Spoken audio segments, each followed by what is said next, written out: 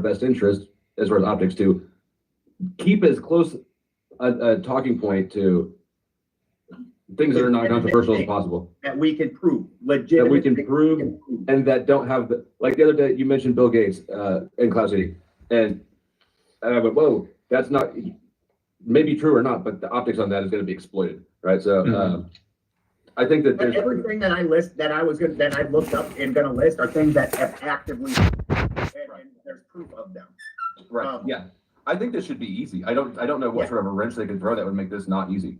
Outside of what I'm thinking is just like you, I think they're going to try and drag us down into the mud. They're going to try and drag us and try and get us to try and do the whole strontium, barium, aluminum, and all that jazz, and try and, and try and then from there shit on that.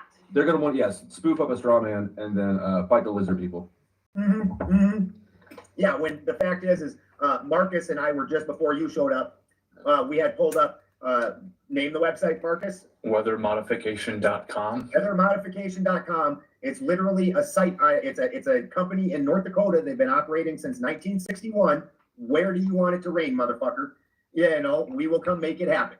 And then we list the equipment that they use, blah, blah, blah. We have this state-of-the-art technology. This isn't some conspiracy thing. This is people you hire to come make it rain on your crops. And you talked about the mud in the trenches. Well, that was one of the earliest uses of this weather modification and cloud seeding was during warfare, knowing that war starts in spring and can end in the spring when people get stuck in the mud. So if you can make it rain nonstop, so everyone is just stuck in the mud. Well, what happened? Was that World War I with trench warfare in the mud, in the trenches, when it just rained and rained and rained? I don't know. I know they used it in Vietnam. Agent Orange for sure. Agent Orange was aerosol sprayed for sure. Well, I mean, I'm just talking about weather modification as a weapon. And I know it was for sure used in Vietnam. I know that it was around before then. I don't recall if it was actually actively used in. If private companies were actively using it in 1961, you know that prior to 1961, government agencies had access to that kind of shit. There's no doubt. And I think we don't directly make any accusations, but I'm fully prepared to point out I've been looking up resources. So during the pandemic, 80 or 70%, 67% of commercial flights, there was a drop. So almost 70% drop in commercial flights. Almost 80% drop in private flights. This isn't conspiracy things. This is just data from the FAA and all that. Then if you go to MIT, who is again highly credentialed, MIT has been tracking what they call contrail coverage. So the amount of coverage, and they've been doing this for some time. Jim Bob actually sent us a better resource on that. But I haven't looked it up. I saw that you said it, and I haven't looked at it. Extensive. The one he sent, super extensive. But MIT, what mainstream person would be like, yeah, MIT, there's some shit, right? So MIT was following it, and they said that during the same months that there was an 80 and 70% drop in commercial and private air flights, there was only a 20% drop in contrail chemtrail coverage. So that's very interesting. And I don't think we need to say we know the answer to that, but apparently it wasn't commercial planes or private planes that were doing it. So I've just put this link backstage too. And these are public records. I can't remember if I showed this or not, but this is just records.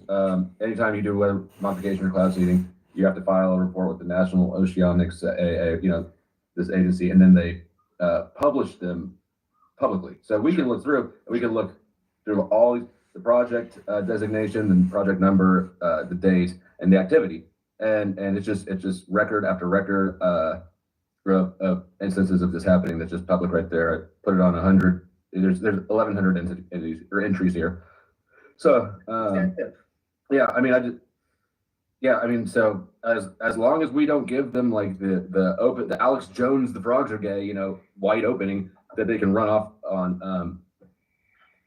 They're going to try and pick at me because I speak at Flattoberfest. So they're going to try and pick at me because they both speak against flat earthers. Yeah, it's completely off topic. So if you just don't engage the flat thing at all, I don't care. I'm a cosmic egg guy. If you ever actually watch my presentations, I say it right there in my presentation. I'm a cosmic egg guy, so it makes me laugh. Pick at me if you want. You're trying to. Yeah, make- But I trying mean, to all we gotta do is control, the audience attention space. And if we talk about cosmic eggs, I don't even know what that is. That's gonna be a loss no matter what. I wasn't saying that I'm gonna get into that entire thing. I'm What is a saying cosmic that egg? we live in the cosmic egg. This isn't even a conspiracy, that much of a weird thing. So we live in the fucking cosmic egg. It just means that there's a hard shell. We can't go to space. The space thing is bullshit. There's a hard, fat barrier around us. We basically live in the yolk of the egg, right? And then this is all the white of the egg, and then there's a hard, fast shell around us. All right. So do you have your definition of what space is?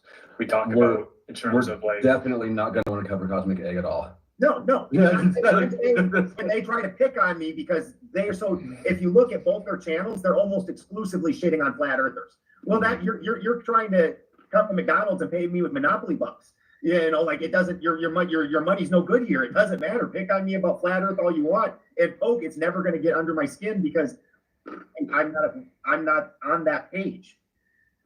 You're in the cosmic egg of the cosmic ceramic egg. Yes. so the cosmic egg will have implications about how all of this, the physics and the science of it works. I mean, that's going to go so far over everyone's head that you might just as well start with, have you ever gone downhill skiing? Yes or no? Did the snow that enabled you to ski fall organically from the sky? Do you know that for a fact? Have you seen the machines that spit out the snow on the hills so you can ski all winter long? I think that we're probably gonna wanna work in the number 33, and just into the conversation as much as possible. You think that's gonna get under their skin? I don't know, I just feel like it'd be a fun little experiment to see if they. They're like, yeah, I knew it. It's the Freemason mouth. They're gonna. Yeah. I mean, my new logo is an owl. What? What'd you say? Our Flo? owl logo. Oh yeah, look up by your face. My new logo is an owl. So I saw that like 3 days ago. I was like, oh, that's pretty badass. Actually, it looks badass. Actually, it's I like it. it was definitely the best one that came out of a It food should have been a cycle. snow owl. I think if Yeah. you're gonna be modern dusty, it should have been a snow owl, but beyond Here's that. Yeah, I realized that my prompts with AI generators not great. I would tell it to make what I thought were just incredibly simple corrections. Forget it. Completely would take things to shit. So I was just like, you know what? This is what the owl looks like. dude. And then anytime you had to have done the powder dusty separate from it, because anytime we tried to get the AI to do words, because from like my company, we went to go make a logo with AI, and anytime you try to put a word in there, it spits out some retarded shit. You're like, that's not at all the word I said. How far down the rabbit hole of cosmic egg are you willing to go? What, So what are you I'm- asking? I'm asking Dusty. Oh, Now? Yeah. Let me thank the super